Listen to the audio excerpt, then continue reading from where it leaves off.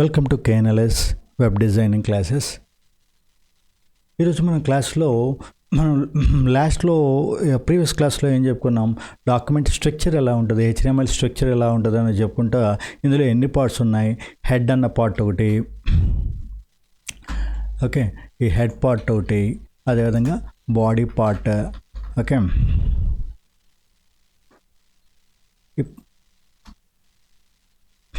Okay. So parts ఎలా ఉన్నాయి అన్నది మనం లాస్ట్ క్లాస్లో మనం చెక్ చేసాం. అయితే ఇక్కడ ఇదంతా అసలు ఇందులో ఏముంది ఏంటి అనేది మీకు ఐడియా లేకుండానే ఏం చెప్పాను, సింపుల్గా ఒక చీట్ కోడ్ కొట్టేయండి తర్వాత చెక్ చేసుకుందాం అని చెప్పి ఓన్లీ బాడీ ఎలిమెంట్ గురించి చెప్పుకుంటా, బాడీ ఎలిమెంట్లో మనం టెక్స్ట్ ఎలిమెంట్స్ ఏ విధంగా క్రియేట్ చేయాలి ఏంటి అనేది ఒక ప్రైమరీ నాలెడ్జ్ గురించి ముందు మనకి యాక్చువల్గా మనం ఫంక్షనింగ్ అంతా కూడా బాడీలోనే ఉంది, పైన వాటితో ఇప్పుడు ప్రజెంట్ అవసరం లేదు. కాబట్టి ఒక ప్రైమరీ అవుట్లైన్ మీకు క్రియేట్ అయ్యేదాకా కూడా జస్ట్ మీకు ఈ హెడింగ్ ఎలిమెంట్స్ గురించి, అదేవిధంగా పారాగ్రాఫ్ గురించి, ఈ టెక్స్ట్ ఎలిమెంట్స్ గురించి అన్నిటి గురించి కూడా లాస్ట్ క్లాస్లో మనం డిస్కస్ చేయడం అయితే జరిగింది. అయితే మనకి అసలు ఇప్పుడు ఒక ప్రైమరీ నాలెడ్జ్ అయితే క్రియేట్ అయింది కాబట్టి మరి అసలు ఇక్కడ ఉన్న ఈ డాక్యుమెంట్ టైప్, అదేవిధంగా HTML లాంగ్వేజ్ అంటే ఏంటి, ఈ హెడ్లో ఏ పార్ట్స్ ఉన్నాయి, ఇవన్నీ కూడా ఒక ఐడియా అనేది క్రియేట్ అవ్వాలి. ప్రతి లైన్ కూడా ఈచ్ అండ్ ఎవ్రీ లైన్ కూడా ఎందుకు ఇస్తున్నాం, ఫస్ట్ ఆఫ్ ఆల్ మనం ఏం చెప్పాం, కొత్త బట్టలు కొన్నప్పుడు ఎటు పరిస్థితుల్లో కూడా పసుపు పెట్టాలి, ఎందుకు పెట్టాలని అడగద్దు, పెట్టండి అని చెప్పాం. ఇప్పుడు ఓకే, రీజన్ ఏంటి, ఎందుకని ఇవన్నీ రాస్తున్నాం. ఒక టాపిక్ వచ్చింది కదా, కొత్త బట్టలు కొన్నప్పుడు పసుపు పెట్టాలి అని. ఏంటిది, మనం ఏదైనా కొత్త పని చేసేటప్పుడు పసుపు ఆ బట్టలకి ఎందుకని పసుపు పెడతాం? లాజికల్గా ఆలోచిస్తే ఏంటంటే మనకి అది ఒక ట్రెడిషన్ కింద అలవాటైంది. కానీ యాక్చువల్గా ప్రతి మన టాపిక్ ఏదైనప్పటికీ కూడా మన అలవాట్లు, మన సాంప్రదాయం పద్ధతుల్లో ప్రతిదీ కూడా సైంటిఫిక్ నాలెడ్జ్ అనేది ఇన్వాల్వ్ చేశారు. అంటే అది క్లియర్గా చెప్పకుండా మనకి ఈ పని చేస్తే కేజీ పుణ్యం వస్తుంది, ఈ పని చేస్తే రెండు కేజీల పాపం వస్తుందని ఇలా చెప్తా ఉన్నారు తప్పితే యాక్చువల్గా అది సెంటిమెంట్ కింద మనకి ఒక టెక్నికల్ నాలెడ్జ్ని ఎంబెడ్ చేసేసారు మన లైఫ్ స్టైల్లో. అంటే ఇక్కడ ఏమవుతుందంటే పూర్వం రోజుల్లో మనకి బట్టలు అన్నది నేత ద్వారా చేసేవాళ్ళు. అక్కడ ఆ చేత్తో నేసే బట్టల్లో కొన్ని రకాల ఐటమ్స్లో ఏమవుతుందంటే, ఫర్ ఎగ్జాంపుల్ పట్టు పురుగులు, లేకపోతే ఏదో కంటెంట్ వాటితో చేసినప్పుడు బ్యాక్టీరియా అనేది ఉంటుంది. కాబట్టి ఎట్టి పరిస్థితుల్లో అది మనకి స్కిన్కి ఇచ్చింగ్ రాకూడదని చెప్పి ఆ టైప్లో కొత్త బట్టలను ఫస్ట్లో ఏం చేసేవాళ్ళు అంటే, కొత్త బట్టలు ఏదైనా కుట్టినప్పుడు ఖచ్చితంగా తయారు చేసినప్పుడు వాటిని పసుపు నీళ్ళలో పూర్తిగా కంపల్సరీ వాష్ చేసేవాళ్ళు. కానీ తర్వాత మన వాళ్ళు బతకం కొద్దీ ఏం చేశారు, దాన్ని కార్నర్స్లో మాత్రం పసుపు పెట్టడం అనేది నేర్చారు. బియాండ్ అవర్ టాపిక్, బట్ నేను మీకు ఒక మాట వచ్చింది కాబట్టి జస్ట్ దీని గురించి మనం డిస్కస్ చేస్తున్నాం కాబట్టి ఇది చెప్పుకుంటున్నాం. సో ఇక్కడ కూడా మనకి ఏంటి, ఫస్ట్ మీకు ఏం చెప్పాం, బ్లైండ్గా ఎట్టి పరిస్థితుల్లో కూడా ఈ నాలెడ్జ్ అంతా మీకు అవసరం లేదు, జస్ట్ చీట్ కోడ్ ద్వారా దీన్ని జనరేట్ చేసేయండి, తర్వాత మనం దాని గురించి డీటెయిల్గా డిస్కస్ చేద్దాం అని చెప్పుకున్నాం. సిమిలర్లీ ఇక్కడ కూడా ఏంటంటే, మనం ఇప్పుడు ఈ టెక్నికల్ నాలెడ్జ్ ప్రతిదీ కూడా ఒక ఐడియా ఉండాలి. ఇక్కడ ఏ లైన్ ఎందుకు ఇస్తున్నాం, సో ఇక్కడ UTF-8 అనే ఇచ్చాం. UTF-8 కాకుండా ఇంకేముంటాయి అసలు, UTF-8 అనేది ఏంటి, క్యార్ సెట్. సో వీటి గురించి కూడా అదేవిధంగా వ్యూ పోర్ట్ అంటే ఏంటి, టైటిల్ అంటే ఏంటి, టైటిల్ గురించి కొద్దిగా ఒక అవుట్లైన్ అయితే చూసాం. డీటెయిల్గా ఈ క్లాస్లో చూద్దాం. ఇది ఇప్పుడు మనం చూడబోయే క్లాస్. సో హెడ్ పార్ట్లో పైన ఉన్న పార్ట్, మనం బాడీ పార్ట్కు సంబంధించిన ఇన్ఫర్మేషన్ మాత్రమే ప్రీవియస్ క్లాస్లో చెక్ చేసాం. But now we're going to learn about the other parts. Okay, so ఇక్కడ ఫస్ట్ ఏం మెన్షన్ చేయమంటున్నాడు, డాక్యుమెంట్ టైప్ HTML అని చెప్పి ఇవ్వాలి. దీని సింటాక్స్ ఎలా ఉంది అన్నది చెక్ చేయండి. యాంగులర్ బ్రాకెట్ ఓపెన్ చేయాలి ముందు, తర్వాత ఎక్స్క్లమేటరీ టైప్ చేయాలి, తర్వాత డాక్ టైప్ అని చెప్పి ఇవ్వాలి, స్పేస్ ఇచ్చి HTML యాంగులర్ బ్రాకెట్ క్లోజ్ చేసేసాం. ఓకే, ఇది ఇంటాక్ట్గా ఎలా ఉందో అలాగే టైప్ చేయండి. అంతేకాని ఇక్కడ నేను ఎక్స్క్లమేటరీ తీసేస్తాను, లేకపోతే ఎక్స్క్లమేటరీ పెట్టాను కానీ డాక్ టైప్ అనేది స్మాల్ లెటర్లో ఇలా టైప్ చేద్దాం ఇలా అని చెప్పి ఇవ్వకండి. ఎట్టి పరిస్థితుల్లో ఇది it's not a good practice. So అది ఒక విధంగా మ్యాండేటరీ అనుకోండి. ఓకే, ఎందుకంటే అక్కడ బ్రౌజర్ కరెక్ట్గా అర్థం చేసుకోవాలంటే అక్కడ ఉన్నది ఉన్నట్టే ఇవ్వాలి మనం, ఆ సింటాక్స్ అన్నది మార్చకండి. సో ఇక్కడ సింటాక్స్ ఏ విధంగా ఇవ్వాలి అన్నది చెప్పుకున్నాం. నెక్స్ట్ పాయింట్, ఫస్ట్ పాయింట్ ఏమంటున్నాడు, this declaration defines the document type and version of HTML. ఈ లైన్ ఎందుకు ఇస్తున్నాం, ఇది ఏం డిక్లేర్ చేస్తుంది, ఏం డిఫైన్ చేస్తుంది అంటే ఈ వెబ్ బ్రౌజర్ ఏదైతే ఉందో ఆ బ్రౌజర్ ఓపెన్ చేసినప్పుడు మనం అసలు ఏ లాంగ్వేజ్ ఏది యూజ్ చేసాం, ఏ వెర్షన్ యూజ్ చేసాం ఏంటి అనేది దాని డీటెయిల్స్ అన్నీ కూడా బ్రౌజర్కి ఇండికేట్ చేస్తుంది. అది సో దీని నిమిత్తం ఎట్టి పరిస్థితిలో మనకి ఈ డిక్లరేషన్ పార్ట్ అనేది కావాలి. అంటే బ్రౌజర్ మనం ఒకటి ఓపెన్ ఇప్పుడు బ్రౌజర్లో ఏం ఓపెన్ చేయొచ్చు మనం చెప్పండి, ఓన్లీ వెబ్ పేజెసేనా? కాదు, ఈవెన్ ఇమేజ్ ఓపెన్ చేసుకోవచ్చు, లేదా ఒక PDF ఫైల్ ఓపెన్ చేయొచ్చు. ఏదైనప్పటికీ కూడా మీరు బ్రౌజర్లో ఓపెన్ చేయొచ్చు. కానీ ఇది PDF HTML లేకపోతే ఇమేజా అన్నది యాక్చువల్గా మీరు ఇవ్వకపోయినా కూడా అది చేయగలదు, but it takes time and ఒక్కోసారి ఇంప్రాపర్గా ఉంటుంది.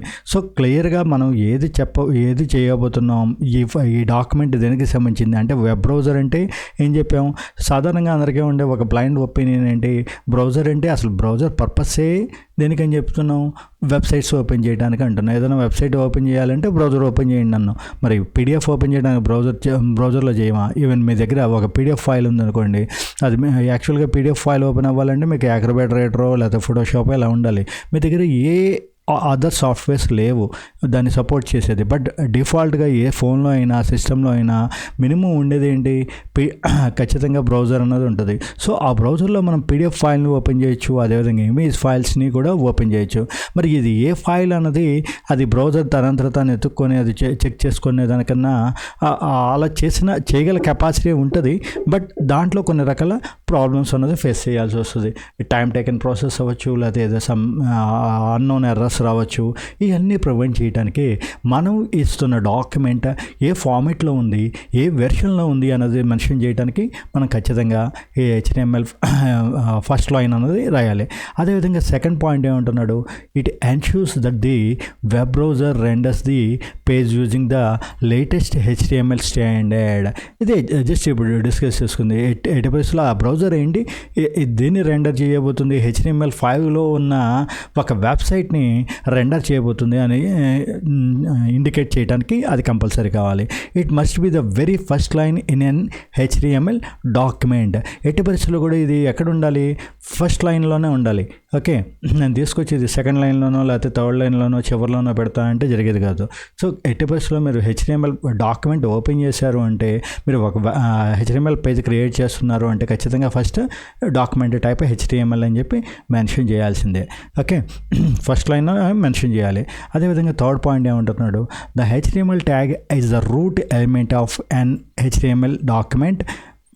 It ఎన్క్యాప్సులేట్స్ all other elements on the page.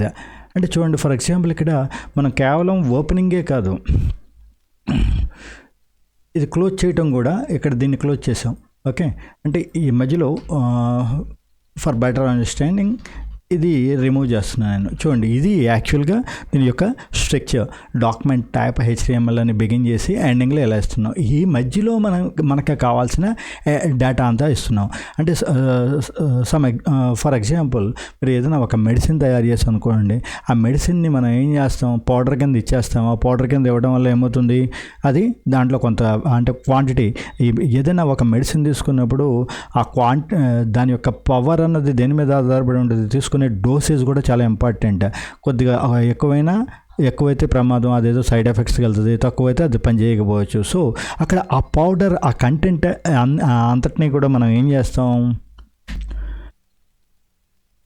ఈ పౌడర్ మొత్తాన్ని కూడా ఇలా క్యాప్సూల్లో పోసేసి క్యాప్సూల్ క్లోజ్ చేస్తాం. పర్పస్ ఏంటి, అది ప్రాపర్గా ఉండాలి. అంటే కంటెంట్ ఎక్కువ అవ్వకూడదు, తక్కువ అవ్వకూడదు, పోకూడదు. కాబట్టి ఖచ్చితంగా ఆ పౌడర్ని ఖచ్చితంగా ఆ క్వాంటిటీ అన్నది చాలా ఇంపార్టెంట్. సో దీన్ని మొత్తాన్ని ఏం చేస్తున్నాం, క్యాప్సులేట్ చేస్తున్నాం.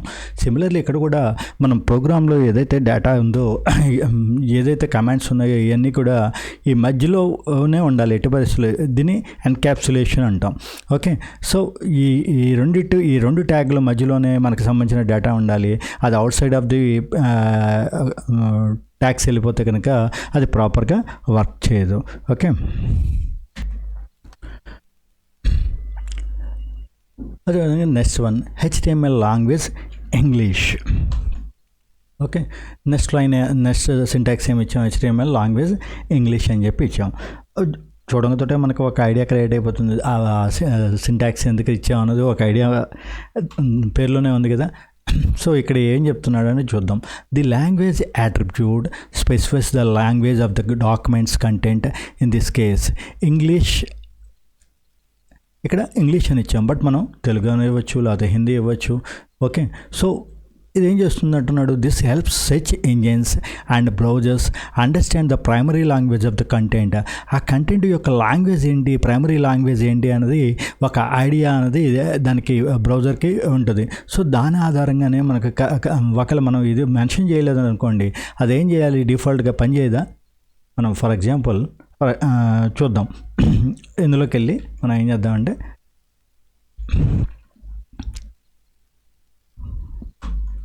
ఈ లైన్ తీసేస్తాను నేను. ఓకే, లాంగ్వేజ్ లైన్ని తీసేద్దాం. పూర్తిగా డిలీట్ చేసే బదులు, ఏదన్నా ఒక లైన్ని పూర్తిగా డిలీట్ చేసే బదులు, మనం టెస్టింగ్ కోసం వీటి కోసం చేస్తున్నాం అనుకోండి, దాన్ని డిలీట్ చేసే బదులు ఏం చేయొచ్చు అంటే ఇది హైలైట్ చేయండి. హోమ్ కీక్ ప్రెస్ చేస్తే కర్సర్ బిగినింగ్కి వెళ్తుంది, ఎండ్ కొడితే ఎండింగ్కి వస్తుంది. ఇది ఐడియా ఉంది కదా అందరికీ. విండోస్ క్లాసెస్ ఐడియా లేని వాళ్ళ గురించి జస్ట్ ఒక ఐడియా చెప్తున్నాను. కర్సర్ బిగినింగ్లో ఎండింగ్లో ఉందనుకోండి, హోమ్కి కొట్టడానికి హోమ్ కొడతాం, హోమ్లో ఉంది, బిగినింగ్లో ఉంది, ఎండింగ్కి వెళ్ళడానికి ఎండ్ కీ కొడతాం. ఇలా కొట్టేటప్పుడు ఇది మొత్తం సెలెక్ట్ అవ్వాలంటే షిఫ్ట్ కీ పట్టుకొని ఎండ్ కొట్టాలి. ఓకే, అప్పుడు ఆ లైన్ సెలెక్ట్ అవుతుంది. ఇప్పుడు దీన్ని డిలీట్ యాక్చువల్గా అయితే డిలీట్ చేసేయాలి మనం ఆ టెస్ట్ చేయాలంటే, కానీ డిలీట్ చేసి మళ్ళీ అదంతా కోడ్ రాసుకునే బదులు మనం ఏం చేయొచ్చు అంటే దీన్ని కామెంట్ రూపంలో చేసేయచ్చు. అంటే ఎప్పుడైతే ఈ విధంగా ఈ ముందు యాంగులర్ బ్రాకెట్ ఇచ్చి దాంట్లో ఎక్స్క్లమేటరీ ఇచ్చి 2 డాష్లు, ఎండింగ్లో మళ్ళీ ఎక్స్క్లమేటరీ ఎక్కర్లో 2 డాష్లు ఇవ్వాలి. ఇదంతా మనం గుర్తుంచుకునే బదులు సింపుల్గా మీరు ఏం చేస్తారంటే కంట్రోల్ స్పేస్ బార్ కొట్టేయండి, ఆటోమేటిక్గా ఇది మార్క్ అవుతుంది. ఓకే, సో మార్క్ చేయాలి అంటే కనుక ఏం చేయాలి, ఏదైనా టాపిక్ని మనకి కామెంట్ రూపంలో మార్క్ చేసేయాలి అనుకుంటే కనుక to make the syntax as comment ఏం చేయాలి, కంట్రోల్ ప్లస్